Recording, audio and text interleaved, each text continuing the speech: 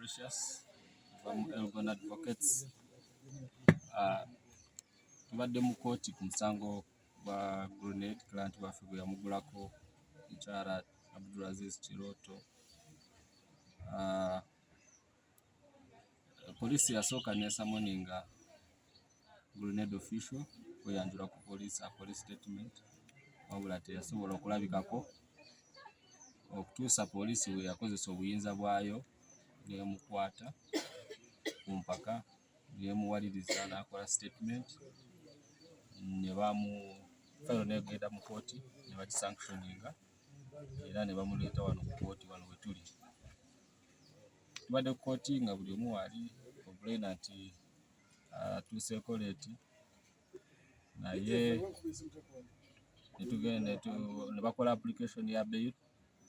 Omusango guvunaanyizibwa bagambye omusango si munene nnyo, kooti esobola okumuwa bail naye nga bamuwadde obukwakulizo nti buli bw'anaabeera ng'ajja mu kooti alina okujja ne omu ku bamweyimiridde, era bwe banga tebazze buli omu wakusasula obukadde 2 obwa ssente oba n'okukwatibwa kubanga tebalabiseeko buli kooti ebeetaaze okujja okuwuliriza omusango guno. Era omuwaabi wa gavumenti ategeezezza kooti nti okunoonyereza obujulizi bwonna bukuwedde era omusango bagufikisinze gugenda kuwulirwa ng'ennaku z'omwezi 29 mwezi guno gwa mukaaga 2022. Kanso oli mumativu n'ensala ya kooti? Ndi mumativu n'ensala ya kooti kuba nti bail is a constitutional right, nti oli wa ddembe okuapplyinga era kooti erina obuyinza bwayo tesobola okuwa oba okumu. Kati kooti bw'eba ekozesezza obuyinza bwayo okuwa bail n'okusinziira engeri nti omusango si weyaza si munene nnyo ate abaddeko n'abamweyimirira nga bavunaanyizibwa ne beeyama okulabika nti kooti buli bw'eba emwetaaze alina okulabikako. So nze ndi mumativu n'ensala ya kooti eyo okumuwa bail kubanga buli omu alina eddembe ly'okufuna bail ye oba ne kooti erina discretion oba obuyinza bwayo esobola okuwa bail. Client nga talabiseeko mu kooti? Client atuuse leeti ndowooza abadde kubanga kino kiguddewo bugwi nti abadde takyetegekedde nti ajja kujja wano ku kooti nti naye atuuseeko leeta alina bibadde bimukuutemu naye agenda kutuuka ku kooti era tugenda munyonyola ensonga nga bwe zitambudde. Ffe bannamateeka be tubaddewo era bwe tubeerawo ne client waffe aba akiikiriddwa. Precious kuva mu Elgon Advocates. Ensonga eno nga bwe tuze tuzinyonyola nti twatandika nga omukyala yemulugumya ku neeyisa ya omuyimbi grenade official ng'aze nga amusalako ewuwe amumalako eddembe amutiisatiisa nga bwe twabinyonyola. Alina n'ebintu byagamba bye yagenda nabyo, yagenda n'essaawa ye ya blockinga iPhone ye nga bwe tuze tubinyonyola. N'agenda ku poliisi neyeekubira enduulu ne bamugulako emisango gwa threatening violence ne criminal trespass. Omuyimbi grenade ne bamuyita ku poliisi enfunda eziwerako era n'atalabikako. Poliisi nayo neekozesa obuyinza bwayo neemuwaliriza oba neemukwata neemuleeta wano neemutwala ku kajansi ne bakola statement.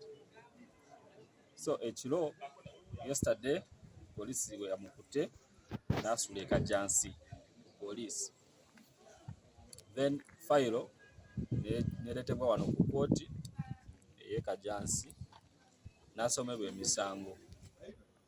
Basomeddwa emisango agyeganye era bannamateeka be bateekamu okusaba kw'okuyimirirwa era nga buli omu bw'abeera n'eddembe ly'okusaba bail ate nga ne kooti nayo erina obuyinza either okumuwa bail oba obutamuwa. Kooti ekozeseza obuyinza bwayo okumweyimirira ng'abadde n'abamweyimirira 2.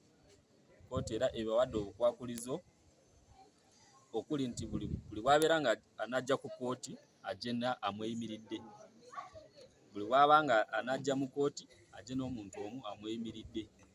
Bwe banga tebazze bajja kuddamu bakwatibwe ye n'amweyimiridde n'okusasula obukadde obubiri. Era kkooti ebagambye nti ku bukwakulizo bwemuwadde obwa bbeeyi taddamu okusosonkereza oba okulumba mu maka g'omukyalo ono granti waffe, n'okuddamu okuzza emisango egimuvunaanibwa. Era bamutadde ku kakalu ka kkooti, tuddamu ku misango gino 29 omwezi guno ogw'omukaaga 2022. Nti omuwabi wa gavumenti ategeezezza kkooti nti okunoonyereza kuwedde mu guno omusango, obujulizi obubuliwo bumala okulumiriza avunaanibwa. Obujulizi obuliwo bumala, state teyeetaaga bujulizi bulala okumaliriza omusango guno. So nga 29 okuwulira omusango kugenda kutandika. Tewali bino bya tukyanoonyereza nedda. Omusango olwedde obujulizi obuliwo bumala. Okuwulira omusango kugenda kutandika nga 29. Okuggyako nga waliwo enzikiriziganya oba okutabagana okubaddewo granti waffe ne gwe bawaabira. Okay, come on. You can give us one or two words. Don't mind. A little bit. Anything, your side of the story. Now the public is wondering, why are you to hear from you? crucifying this person who is in love? What is your take like? Why am I crossfiring? No. Why is there any problem? What is the problem? What is the root The cause? issue is when you don't want to be with someone anymore, you have to realize that the relationship is over. You don't have to come search for them, stay in front of their house, park outside their house. You don't have to have thousands of people calling, texting. It's like, it's over, it's over. It's life. People move on, you know? So you don't have any room in your heart that you can forgive this man? No, actually, I can't forgive him because one, I'm a Muslim, and Grenade tried to bewitch me. He was doing funny things in the house, and I can't go for that. I'm a Muslim, and I don't believe in witchcraft. I don't practice witchcraft, and I can't be with someone that practices witchcraft, and that's what ended our relationship. Nothing else ended our relationship but witchcraft. Witchcraft? How? Talk about your items. And also, Grenade blocked my iPhone, and I didn't have access to any of my banks. He has my Apple Watch, and I just want my things returned, and I want him to leave me alone. I don't want him to send people looking for me, and I don't want him to text me. And I thought this was already handled 2 months ago, but obviously it's not. So, You've talked about witchcraft here. It's about it. so please elaborate more about that witchcraft. How did you know? You don't go to that line. How did you know that the guy is trying to bewitch you? Because when I was in America, our house girl found it, and she was scared to tell us. And then she finally told us, and then someone from his family reached out to me and told me everything that he was doing. I met them in a village called Nantonde on Masaka Road at a Shell station, and I gave them 1.5, and they explained everything that Grenade was doing. They even recorded Grenade when he was in a shrine talking to something called jajas, which I don't even know what that even means. I thought jajas were grandparents, but apparently they're not. So, I mean, that's very scary to me, and I don't want to be involved in something like that. And also, Grenade came to my house with cuts on his chest, and I just thought that was very bizarre. How did you meet this guy? I met him like a year ago in a salon. I'm not sure exactly where it was or where it is, but it was somewhere in Kampala. Are you regretting meeting him? I mean, everything is a learning experience. I don't regret meeting him because I feel like maybe I needed to learn something from this. So I just wish that this just can just be over, and I wish him the best, and I will pray for him that Allah forgives him, but it's just not a person that I need to be with. You've been together for a year. Can you use that and forgive him? Absolutely not.